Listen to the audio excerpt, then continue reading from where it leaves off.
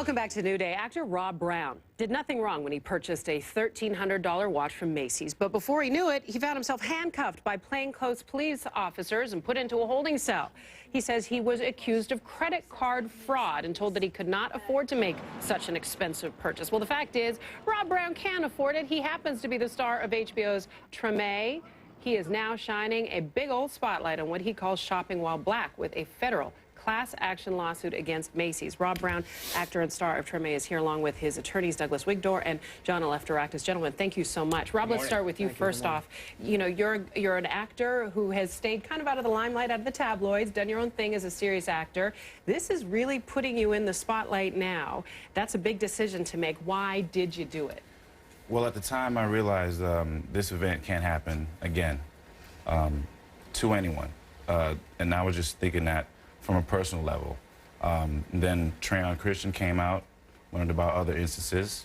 And now that I'm here, I want, you know, hopefully, I'm hoping that other people will come out and talk about their stories. And hopefully, some employees come out and talk about possible goings-on in department stores that they're privy to, that no one knows about. So I think that's the main focus right now, is to like you said, put spotlight on it, and to hopefully get more people to talk about it. So what was your experience? We've read a lot about it, but what was your experience? What was it like going through that when you were in Macy's? It was infuriating. It was humiliating. It could have been avoided completely. There was no reason for it.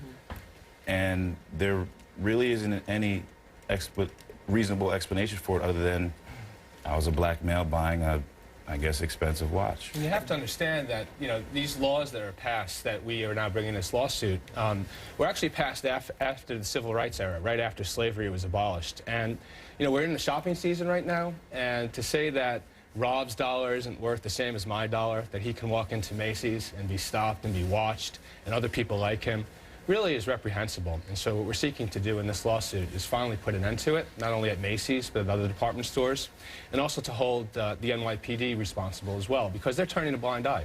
Well, but your allegation is more than that, right? I mean, the store, this would be about a culture, a code of behavior with how they treat their shoppers. But the NYPD, you're alleging specific wrongs of procedure, right? That's right. So, you know, when people are stopped, the police have an obligation to make sure that there's probable cause for the arrest. And what the police are doing is they're just saying, okay, the security guard said this guy was shoplifting, and they're processing people. They're putting them into the criminal justice system. A lot of these people don't have money to hire defense lawyers, and they're taking pleas that they didn't commit to. And it's really the NYPD's, you know, we've been hearing a lot about the stop and frisk, and this is obviously shop and frisk, but there's really a lot of similarity there, and they have an obligation to make sure that these security guards are doing their job. Can you explain how the NYPD actually came into this case specifically? Because I think people are a little confused, maybe, perhaps about the security that stopped you originally, then the NYPD was called in? I'm not sure who stopped me originally. They were in plainclothes, so I demanded ID. Someone flashed a badge. I don't know what it really looked like. It happened fast. However, there's a police report, so someone there was a police officer. I don't know if the rest of the guys were private security or not. And then once I got up to the holding cells, there was a supervisor, and he clearly was a police officer, so. And the other thing, they told Rob as well that when he tried to make the purchase, they told him that somebody from Macy's had called the police. So we know that they're working together, both Macy's and the NYPD. It's a joint effort. And, you know, what we're seeking to do is hold them responsible for it. Rob, you're a smart guy. What are you saying to, no matter who it was, NYPD or an employee of Macy's, what are you saying to these folks while this is happening? I'm telling them I have plenty of ID on me, which I did. I happen to have my birth certificate on me and my passport. I'm saying this, I was trying to purchase shades at the time when they approached me. I said I just used this card to buy this watch. It didn't occur to me that buying the watch was, you know, the reason why they approached me. So did they check your ID? The first time anyone saw ID, I was already behind bars, and they only saw ID because they were going through my wallet and my bag. So now they're trying to get an explanation from me about all my IDs. I'm explaining everything, telling them who I am. And finally, I guess they let me go, and they actually drove me to my mother's graduation. And that's because they realized Rob was a famous actor. They finally realized it. They pieced it together. Do you think this has something to do with the fact that you're a famous actor? No. What I'm trying to say... I'm saying the fact that you... Their behavior driving you to the graduation did. Yeah, I'll tell you that right absolutely. now. Specifically, one of the officers asked a question about an address that I have in New Orleans. I have a condo down there, and he asked if that address was on the West Bank. I said, no, it isn't. So that alerted me that you know something about New Orleans. Maybe you recognize me from Tremaine. So now you drive me to graduation. And the thing is that if he wasn't this famous actor, what would have happened? He would have been put into the system. He would have been put into the criminal justice system. Sitting in what they call the tombs in Lower Manhattan. Exactly. Waiting to get that Article 78, you know, waiting to get a quick procedure. All right, so let's deal with what the elephant in the room is, okay? When you go through this litigation, you probably won't hear this, but the store is going to say, we don't have these procedures in place, we do it. However, we do have undercover people, plain clothes, and they do wind up checking for activity that winds up leading to how we get things stolen in our store. And more often than not, the people that they catch are black.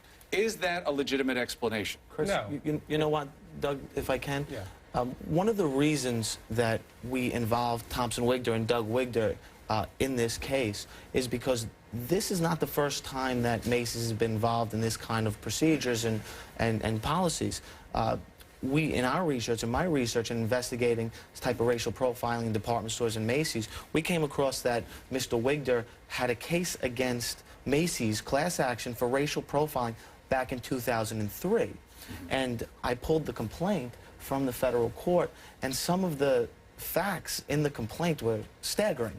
That something to the effect of 90% of people stopped in Macy's at that time were people of color, which was unbelievable. Now, Mr. Wigdor, for being under a situation where he has confidentiality agreement, we do know that the case was resolved, but the facts that I've gotten from the complaint, which is public, have been unbelievable. And obviously, Thompson Wigdor has a lot of experience as leading discrimination attorneys in New York, and that's why they're here, and his experience says this happened before. Real quick, Rob, are you going to shop at Macy's again, or what does that mean to you?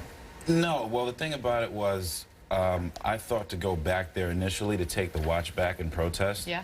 But it was like, why risk getting arrested again? Number one. Number two, my mom likes to watch, so that's the last thing I'll That's enough right there.